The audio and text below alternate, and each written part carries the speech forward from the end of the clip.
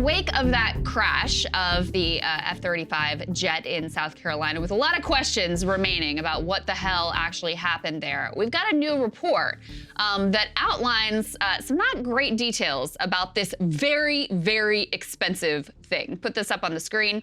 So they say that the F-35 fighter jets can only fly 55% of the time.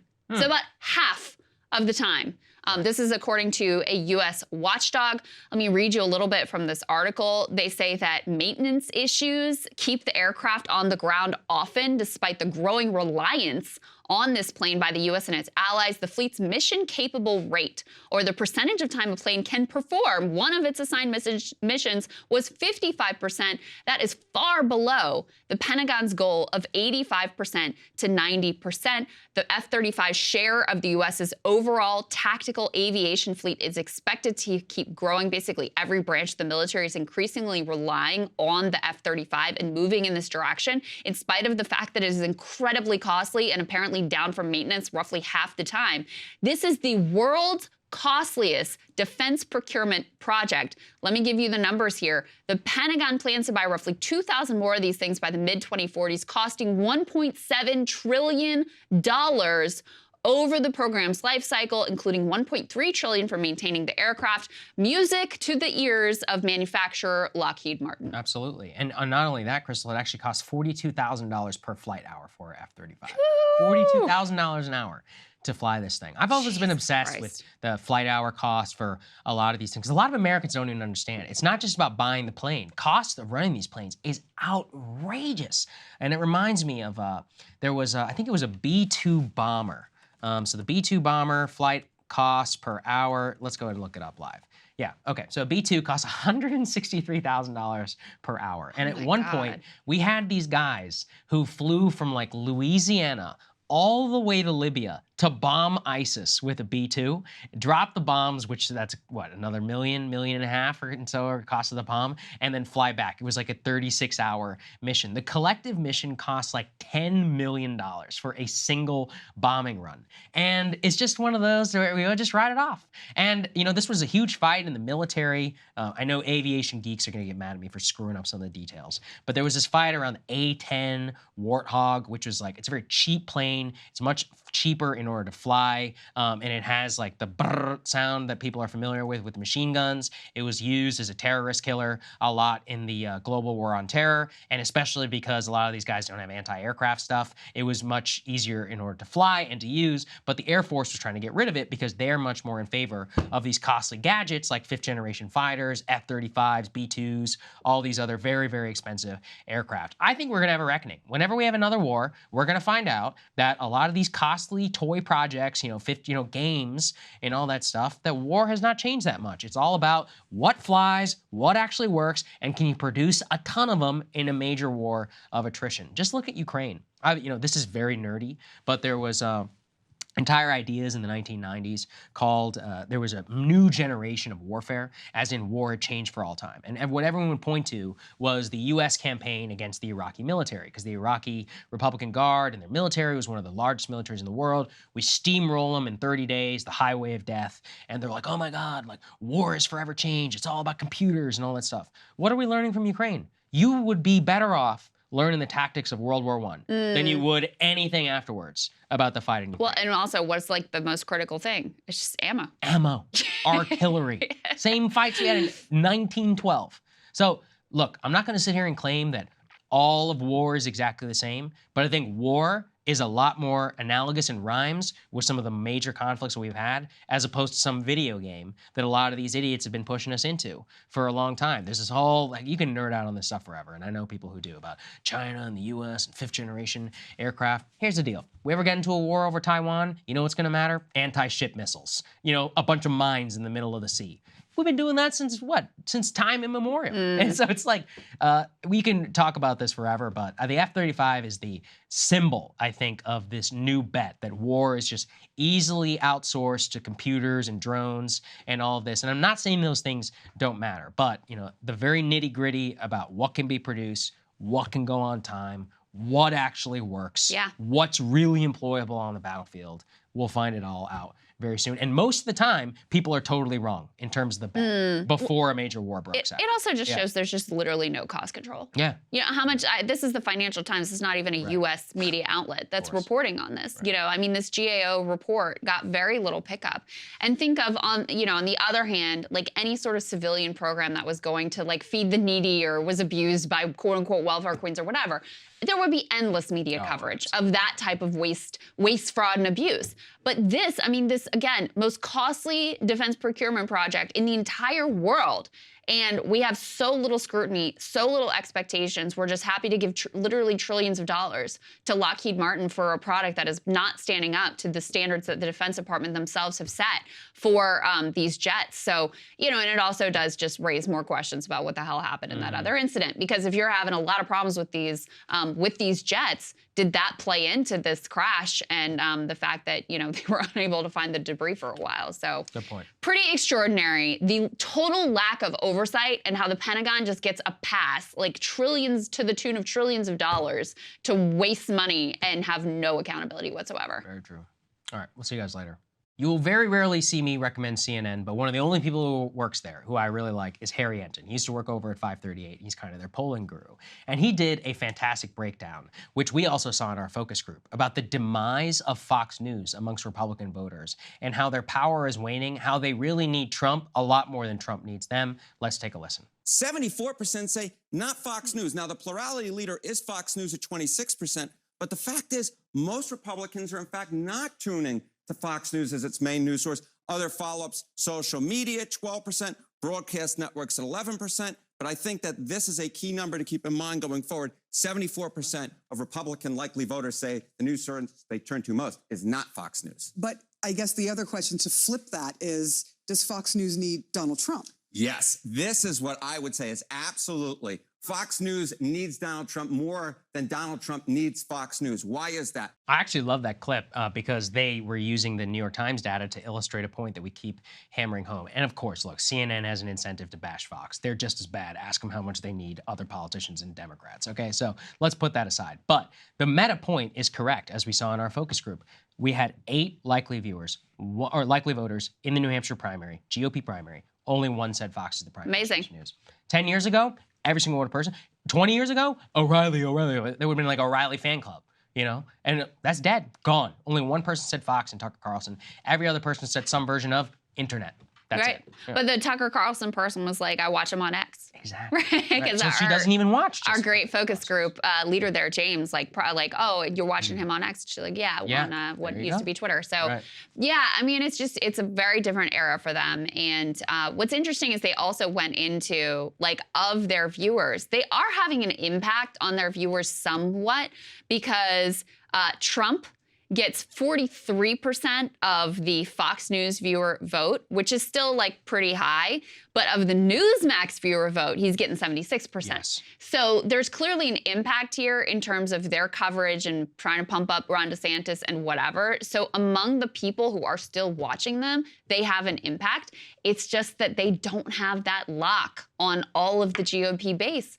There are other options. And, you know, I'm not going to say that that landscape has like really made things better because I'm not sure Newsmax, One American News Network, and some of these other, you know, like Steve Bannon War Room or whatever, like, I'm not sure they're providing better information or that it's improving the state of democracy. It just shows the fractured media landscape has made it so that, you know, Rupert Murdoch, who now has stepped down from the top position, but they're no longer the kingmakers that they once were. They no longer have the control that they once did. And that is an astonishing change in American political media. Yep, absolutely. It's now here's the thing. I'm not going to sit here and defend all these alternatives, but those alternatives are what make our show possible. So I'm going to just defend the ecosystem. People have options for the first time in a long time. Lack of centralized control in general is a net benefit. We'll see who emerges. We'll have a real competition for news. It creates for the first time possibility. In decades. Exactly. It creates possibility. And even as listen, there's challenges in independent media as well that we've talked about here too, and challenges in the incentive structure for independent media, you know, especially with the amount that tech oligarchs drive the algorithms and create who are the winners and who are the losers in that new ecosystem. So there's a little bit of an illusion of independence. It's not as independent as you would want it to be. But the best thing you can say it for is it does create space and optionality and possibility. And that, that is an exciting landscape to be able to look at. In terms of Fox News, ultimately, I think that Harry Anton is right that Trump has more power in relationship than they do at this point. And so as much as they wanted to turn the page on Trump or whatever, they're not going to be able to. They're going to fall right back into, to the extent that they ever allow. They've always had hosts there who are sort of like slavishly committed to Trump, but they're going to all be 100% towing the line. It's not going to be a question because they need his audience. In the words of a great character, chaos isn't a pit. Chaos is a ladder. Guess who said that one? We'll see you guys later. Hi, I'm Matt Stoller, author of Monopoly-focused newsletter Big and an antitrust policy analyst. I have a really good segment for you today on this big breakdown, because this week, the Federal Trade Commission and 17 states filed an antitrust suit against Amazon, which is, of course, as you know, one of the biggest companies in the world. And the suit was about monopolization and unfair methods of competition. So this segment is about what the case means, the government's claims, and whether the legal arguments that the government is using are strong. Now, for a lot of you, this explanation is going to sound sort of familiar because I laid out what would become the basis for this lawsuit in a video about a year ago. Okay, let's dive in. For almost 20 years, Amazon's business has existed on a very strange premise that almost no one questions. Ostensibly, the retail firm is the lowest price option in the market, and it offers quote-unquote free shipping to over 100 million Amazon Prime customers, for which it charges a $139 a year membership fee. The revenue from Prime does not come close to covering its logistics arm, which cost about $85 billion in 2022. And one analyst says that the value of Amazon Prime, if you unbundle it, is about $1,000 per user. So how can Amazon do all of this? How can it be the lowest cost retailer and give free shipping, all while making money, or at least not losing a ton of it? The answer, as it turns out, is that, as we all know, there is no such thing as a free lunch. Consumers pay for the free shipping. You and I pay for free shipping. It's just we do it through a hidden tax baked into the price of what you buy by an extraordinarily clever scheme orchestrated by Amazon. And that's what the Federal Trade Commission and the 17 states are suing over. This hidden tax is well known in the industry. Here's Mike Beckham, the CEO of Simple Modern, and which is a very successful retailer. And he made that point in August, essentially knowing that the suit was going to come out in some form or fashion. So he says that Amazon should not have normalized the idea of free shipping. They would have won the market without it. Now they are forced to lean heavily on a hidden tax that drives up prices, aka advertising, because their unit economics don't work without it. Okay, what does that mean? All right, most people think of Amazon as a retailer who sell to retail customers. That is what people think their business is. But retail end users, you and me, aren't really Amazon's customer. In fact, we are really Amazon's product. Amazon does, they sell to us, but they are more of their business is that they operate as a middleman who sells access to us. The actual customers of Amazon, the customers who provide Amazon's retail profit, are third-party businesses who rely on Amazon's infrastructure to get their wares to the public. Now, you can see in this picture that 60% of Amazon's products are not actually sold by Amazon, but are sold through Amazon by what are called third-party sellers. Now, in 2022, Amazon CEO Andy Jassy, who took over from Jeff Bezos, he said this explicitly. Quote unquote, small and medium-sized sellers use Amazon, not because of the e-commerce software Amazon provides, but, quote, because they get access to a few 100 million customers, end quote. There are extremely high switching costs if you are a third-party seller who sells whatever it is, sneakers, widgets, cups, to move from one online superstore to another. So Amazon and being an online retailer with a deep and rich selection is a business with really significant barriers to entry, and there are only a few players. One result is that Amazon has an overwhelming share of online shoppers. It's a monopoly, which means that third-party sellers must either pay Amazon what it demands, or they lose access to the market. As one seller put it, quote, "We have nowhere else to go, and Amazon knows it," end quote. Now, as a third-party seller, you pay a lot of fees. You pay a fee for listing on Amazon. You pay a fee for using Amazon's warehouse services, known as Fulfillment by Amazon. You also have to pay for advertising. What happens if you don't pay? Well, if you don't pay, you don't get put in a place on the site where consumers click. So this is one of the things the FTC noted. Advertised products on Amazon are, quote, 46 times more likely to be clicked on when compared with products that are not advertised, end quote. So this actually makes the experience for consumers a lot worse. You've probably noticed in the last few years, Amazon, when you search for something, it's so full of pay-to-play ads that, actually consumers are complaining that they can't really find organic results. They can't find the best product. They find the product that Amazon put in front of them, which is often higher cost and worse quality. It's a steering problem. As the FTC noted, one senior Amazon executive, quote, reportedly compared Amazon's advertising and search divisions to the parable of the scorpion and the frog. It was in the advertising division's nature as the proverbial scorpion to poison organic search results, end quote. And this actually went all the way up to Jeff Bezos, and he said, yes, we want to distort our organic search results and make the extra many billions that will bring in. Now, at this point, the price Amazon charges third-party sellers, who again are the real customers, has grown to nearly 50% of their revenue. That's what they call the take rate. It's 1 out of every $2. If you sell on Amazon, that's what you're giving to Amazon. And it is this money, which one group estimates at $123 billion in total revenue for Amazon last year, that pays for the free shipping, as well as Amazon Prime Video, its music service, Twitch, and everything else that comes bundled with Prime. Now, what do these third-party sellers do? Well, they in turn, and this is where the hidden tax comes in, they raise their prices to consumers, aka you and me, and then they send that money back to Amazon in the form of fees. It's basically a giant money laundering scheme. Okay, so this leaves one reasonable question that a lot of people could have once you think through the scheme, which is, all right, so it's so expensive to go use Amazon, you have to raise your prices. Why can't you just go off Amazon and offer a lower price? Why can't you go to Walmart's marketplace? Or why can't you go to, Target's or eBay's? Or why can't you set up your own website and do it? Well, this is a good question. And that's where the scheme gets clever. Originally, Amazon imposed contracts, as the FTC noted, barring all sellers from offering their goods for lower prices anywhere else. So this was an anti-discounting measure. They said you have to sell through Amazon at your lowest price, and you can't offer it anywhere for lower.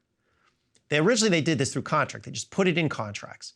But this seems really sketchy, and Europeans, as well as Senator Richard Blumenthal, complained about what are called price parity agreements. So Amazon dropped its explicit contractual requirements in 2019. However, the change was a farce. The firm simply did through code what it couldn't do through contract. Amazon claims the FTC has implemented an algorithm for the express purpose of deterring other online stores from offering lower prices. But just weeks after dropping this requirement, Amazon wrote in an internal memo it would not change its policies. And today, Amazon tells sellers that if it detects a lower price on any other online store for their products, this is according to the FTC, they will be punished, which is to say their ability to get their products onto a place on the Amazon website where customers click will go away. And the net effect in aggregate on Amazon is that, and this is from Amazon's internal documents themselves, quote, prices will go up. Now, they won't just go up on Amazon. They will go up across, and have gone up across the internet. Because remember, it's not just that they have to raise prices on Amazon. They're not allowed to discount those prices. And this was in the complaint as well. Indeed, Amazon actually tells third-party sellers to raise prices. The Amazon VP of pricing once told a seller's account manager who complained, the seller was complaining that we can't afford to take our prices down on Amazon to match our own website because of all the fees. And the Amazon VP of pricing had said, said to his account manager, he said, go tell the seller, you may want to ask him to check if his sales on other sites directly or through distributors is putting him and us at a relative competitive disadvantage. He might get the hint. Smile emoji. The overall point is that Amazon is degrading the shopping experience, raising prices, and yet somehow still gaining market share. It's able to block third-party sellers from going elsewhere, and therefore able to stop potential rivals from entering the market or from expanding in the market or investing in the market. It's a pretty strong complaint, and while antitrust cases are always random and they depend on the judge, Bill Baer, the former Assistant Attorney General for antitrust under the Obama administration, said it's a good argument. Quote, if the FTC and states can prove even some of the factual allegations in this 172-page complaint, he said, Amazon is in a world of hurt. Now, I want to note something else that I think matters. It's one of the more disturbing trends in antitrust and law in general is how secretive courts have become about corporations, allowing corporations to hide their dirty laundry under the guise that it's competitively sensitive, whether it is or not. For instance, in the current Google antitrust trial, which is over the $2 trillion search firm's monopoly power, the secrecy ordered by the judge on what should be a public record is, according to the New York Times, quote, unprecedented. Similarly, the Amazon complaint is heavily redacted, largely because at this point, courts are highly deferential to what corporations claim are trade secrets. It was very different than the way it was in the 1990s when Microsoft was brought to trial and there was a ton of stuff that was released. Now judges are very scared that anything that might embarrass a company might harm the market. This is a problem. So here are two elements in the Amazon complaint that are partly redacted that I think are important, and hopefully we'll learn more in a few weeks or in a few months when the case, some of this stuff might come out. The first is that Amazon, like Google, has been destroying documents and internal conversations relating to the case, or seems to have. So Amazon executives systematically and intentionally redacted of the Signal messaging app. Redacted, despite the plaintiff instructing Amazon not to do so. The extent of the bad behavior is not clear, since the paragraph alleging wrongdoing is, well, redacted, but that seems pretty bad. The second secretive thing that we don't know what it is something that the FTC calls notes. It is an Amazon internal project called Project Nessie. It's an algorithmic pricing system so egregious that the FTC determined that it deserved its own legal charge as an unfair method of competition. So what is Project Nessie? We don't know, since nearly all of the information about it is redacted, but it looks bad. Now, a lot is gonna come out in this Amazon trial, and Amazon is gonna fight tooth and nail. Who knows how it will resolve itself. It's gonna take a while. But here's the thing. Because of this case, because of the Google case, because of a whole bunch of cases that are now slamming into the court system, I don't think it's fair to say that our interest and our pressure in politics doesn't matter. I think it actually shows that what we do, what we care about, what we pay attention to, what we advocate for does matter, and that we do get responses from our politics. It's slow, but it's real. So here's an Axios reporter, Ashley Gold, making the point that things actually can change in politics for the positive. So she tweeted, if you would have told me in, say, 2018, that's just 5 years ago, that I would barely have time to cover all of the tech antitrust cases actually coming to fruition because the whole beat being so busy, I would have laughed. What a time. Indeed, what a time. Thanks for watching this big breakdown on the Breaking Points channel. If you'd like to know more about big business and how our economy really works, you can sign up by going to the link in the description below for my market power focused newsletter, Big. Thanks, and have a good one.